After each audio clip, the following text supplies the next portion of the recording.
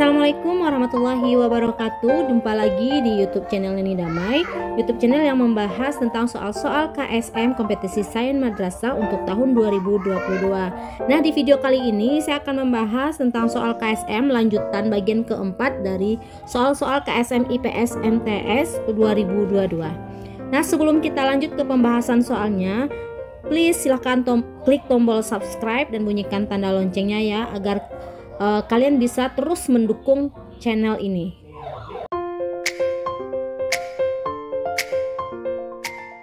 Bahas soal yang pertama. Wabah pandemi COVID-19 telah mendorong aksi solidaritas di antara warga masyarakat. Mereka berbagi makanan, obat-obatan, vitamin hingga menyediakan ambulan untuk para korban. Perilaku sosial ini mendapatkan kontekstualisasi pada surat Al-Lail, yaitu pada A ayat 1-2. Baik, langsung saya bacakan saja ya terjemahan dari surat Al-Lail ayat 1 dan 2. Demi malam apabila menutupi, demi siang apabila terang benderang. Yang B itu ayat ketiga sampai keempat. Ayat ketiga berbunyi, demi penciptaan laki-laki dan perempuan. Yang keempatnya, sungguh usahamu memang beraneka macam. Yang C yaitu ayat ke-5 dan ke-6.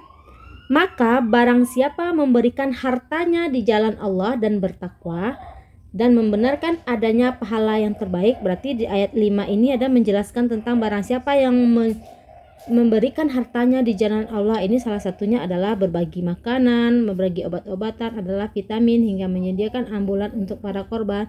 Itu adalah sebuah kontekstualisasi atau penerapan dari ayat-ayat Al-Quran, salah satunya dari ayat 5, yaitu orang-orang yang memberikan hartanya di jalan Allah. Jadi jawabannya adalah C. Gambar berikut, gambar orang-orang melakukan penanaman pohon, sepertinya ini pohon mangrove atau pohon apa ini, yang jelas adalah penanaman pohon. Dalil nakli yang dapat dijadikan dasar mendukung kegiatan tersebut adalah, dalil nakli ini adalah dalil yang bersumber pada Al-Quran, kemudian sunnah Rasul. A. Inna aradnal amanata 'alas samawati wal ard wal jibali fa abaina ayyahmilnaha wa ashfaqna minha. Yang kedua ini, yang A ini adalah surat Al-Ahzab ayat 72, yang artinya, sesungguhnya kami telah menawarkan amanat kepada langit, bumi, dan gunung-gunung, tetapi semuanya enggan untuk memikul amanat itu dan mereka khawatir tidak akan melaksanakannya. Ini salah ya, tidak mendukung kegiatan tersebut, dalil yang tidak mendukung kegiatan ini. Yang B, wala tufsidu fil ardi ba'da islahiha wad'uhu khawfan wa tama'an. Ini adalah Quran surat Al-A'raf ayat 5-6. Dan janganlah kamu berbuat kerusakan di bumi setelah diciptakan dengan baik. Berdoalah kepadanya dengan rasa takut dan penuh harap. Ini mungkin kita skip dulu. Yang C, man qata'a sidratan sawwaballahu ra'asahu finnar. Ini adalah hadis riwayat Abu Daud, Al-Baihaqi, dan An-Nasai yang disahihkan oleh Albani. Barang siapa yang memotong pohon bidara, akan Allah tuangkan cairan di kepalanya di neraka. Ini juga tidak benar. D, arhamu man fil ardi yarhamkum man fis sama. Ini adalah hadis riwayat Abdullah bin Amarullah R.A. Sayangilah makhluk yang ada di bumi, niscaya kalian akan disayangi oleh makhluk yang ada di langit. Mungkin kita akan ragu dengan jawaban yang B atau D. Janganlah berbuat kerusakan di bumi setelah diciptakan dengan baik. Kalau yang D, sayangilah makhluk yang ada di bumi, niscaya kalian akan disayangi oleh makhluk yang ada di langit. Cukup membingungkan ya. Yang manakah akan kita pilih antara B dan D? Oke, untuk saya secara pribadi saya akan memilih jawaban ini adalah yang B. Karena kita dilarang untuk berbuat kerusakan, berarti kita harus menjaga. Baik, kita bahas soal yang ketiga. Perhatikan tabel berikut. Ada tabel untuk X dan Y. Yang untuk X yang satu, Sofia memarahi Basir karena menghilangkan tasbihnya. Yang kedua, Muhammad menjalin kerjasama dengan pengusaha peci. Untuk tabel Y, 1. Muhammad dan Yazid bersaing dalam lomba azan. 2. Aisyah berupaya menyelesaikan pertikaian antara Khalifah dan Fatimah. Proses disosiatif yang ditujukan oleh pasangan X1 yang ini, X1 dan Y1 disebabkan oleh X1, Sofiyah memarahi Basir karena menghilangkan tasbihnya. Itu ada di sini jawabannya. Kalau yang Y1, Muhammad dan Yazid bersaing dalam lomba azan. Berarti kalau dia bersaing di dalam lomba azan, ini adalah bentuk proses disosiatif kompetisi. Berarti kita coret yang konflik. Berarti jawaban kita cuma tinggal B atau C. Ini kompetisi-kompetisi. Yang Y1 itu adalah kompetisi. Cuman yang membingungkan, apakah ini termasuk kontravensi taktis atau kontravensi intensif untuk peristiwa Sofiyah memarahi Basir karena menghilangkan tasbih. Mari kita lihat pembahasannya. Kontroversi adalah bentuk interaksi sosial, konflik, persaingan, perselisihan di antara individu dengan kelompok atau bisa pula di antara kelompok dengan kelompok. Kontravensi ada berupa kontravensi intensif, yaitu penghasutan, mengecewakan pihak yang lain, dan juga desas-desus. Yang kedua, kontravensi rahasia, contohnya berkhianat serta membuka rahasia dari orang lain pada muka umum. Yang ketiga, kontravensi tasdik, contohnya provokasi, intimidasi, dan juga membingungkan lawan yang lain. Yang keempat itu kontravensi umum, contohnya berbuat kekerasan dan juga mengacaukan pihak yang lain. 5 ada kontravensi sederhana, contohnya memfitnah dan juga mencaci maki. Di jawabannya ini kita akan memilih yaitu kontravensi tastis, yaitu adanya provokasi, intimidasi, dan juga membingungkan lawan yang lain. Jadi jawabannya adalah B. Kita lanjut untuk soal yang keempat. Perhatikan gambar berikut. Di sini ada gambar halte sedekah, di mana orang-orang menggantungkan makanan dan boleh diambil oleh para kaum fakir miskin. Boleh diambil sedekahnya tersebut di halte ini. Gambar tersebut menunjukkan proses asosiatif yang sesuai dengan nilai-nilai Islam, yaitu A. Innamas shadaqatu, kata kuncinya sedekah, lil fuqara'i wal masakin wal 'amilina 'alaiha.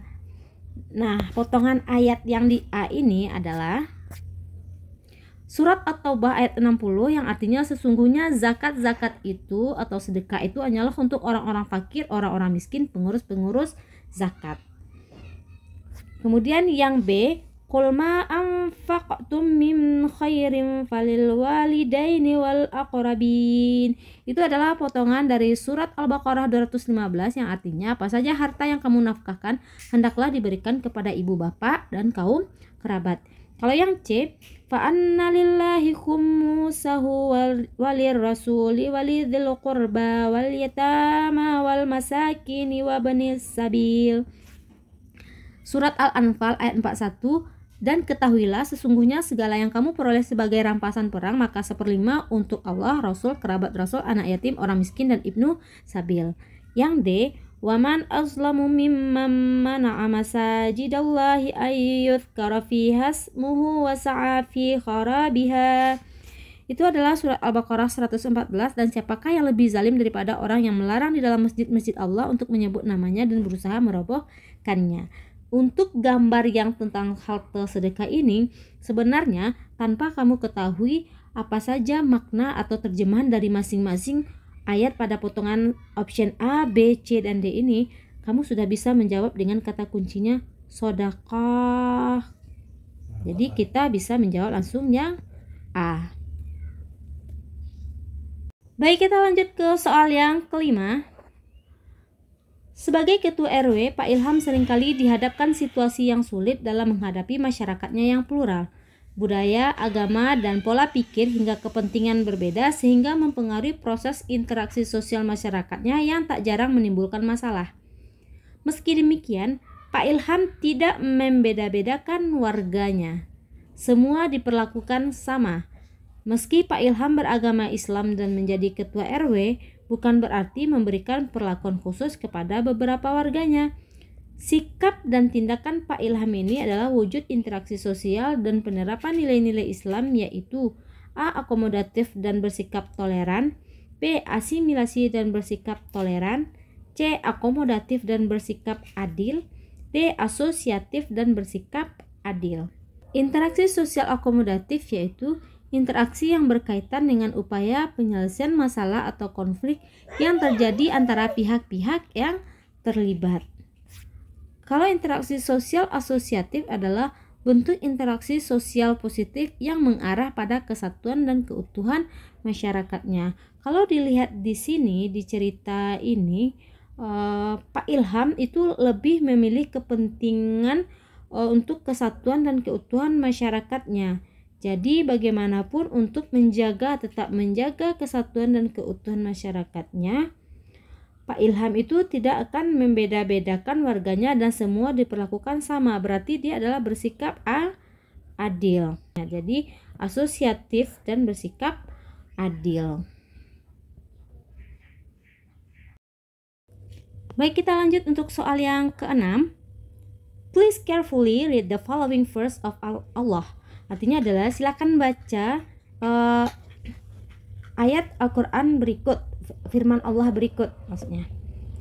Walau syaa rabbuka la'amana man fil ardi kulluhum jami'a afa anta tukrihun nas hatta yakunu mu'minin. In spreading Islam in Indonesia, Wali Songo used the verse as their basic principle. Maksudnya adalah dalam menyebarkan Islam di Indonesia, Wali Songo menggunakan ayat ini sebagai prinsip dasarnya.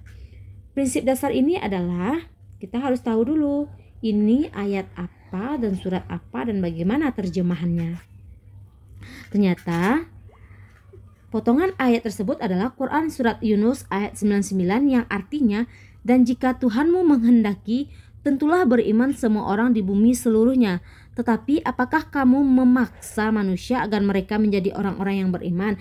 Jadi di dalam prinsip dasar Wali Songo menyebarkan Islam, dia tidak melakukan pemaksaan. Dan fakta sejarah menunjukkan bahwa kunci gerakan dakwah Wali Songo adalah damai, toleran, dan berpijak pada prinsip yaitu bil mau'izatil hasanah wajadilhum billati hiya ahsan, dan prinsip al-muhafazatu ala qadimis sholih wal akhdhu bil jadidil aslah. Artinya kalau yang ini adalah dia bertutur kata yang baik. Bertutur kata baik artinya dia tidak keras dan tidak memaksa. Kalau yang ini adalah dia akan mengambil pelajaran atau sesuatu yang bisa diambil yang baiknya, diambil yang buruknya ditinggalkan. Itu maksudnya, ambil yang baik, tinggalkan yang buruk, itu maksudnya. Jadi prinsip satunya adalah yang sesuai dengan ayat ini adalah tidak memaksa atau bersikap damai, toleran, atau dengan menggunakan tutur kata yang baik. Kita bahas untuk soal yang ke-7. Perhatikan ayat berikut. Wala taj'al yadaka maululatan ila 'unuqika wala tabsutha kullal basti fataq'uda maluman mahsura. Prinsip dasar yang dapat ditemukan pada ayat tersebut terkait dengan aktivitas manusia dalam memenuhi kebutuhannya adalah Potongan ayat tersebut adalah Quran surat Al-Isra ayat 29 yang artinya, dan janganlah engkau jadikan tanganmu terbelenggu pada lehermu, dan jangan pula engkau terlalu mengulurkannya nanti kamu menjadi tercela dan menyesal. Artinya adalah terbelenggu, tanganmu terbelenggu. Maksudnya adalah kalau kita dalam memenuhi kebutuhan jangan terlalu kikir, dan jangan pula terlalu mengulurkan atau sangat pemurah. Artinya adalah jangan terlalu boros. Adalah terkait dengan aktivitas manusia memenuhi kebutuhannya adalah tidak kikir, tidak pula boros. Ya. Itu jawaban yang benarnya. Baik, kita bahas soal yang ke-8. Pergantian penguasa di tahun 1998 didorong oleh praktik KKN yang terjadi dalam pemerintahan. KKN ini artinya kolusi, korupsi, dan nepotisme.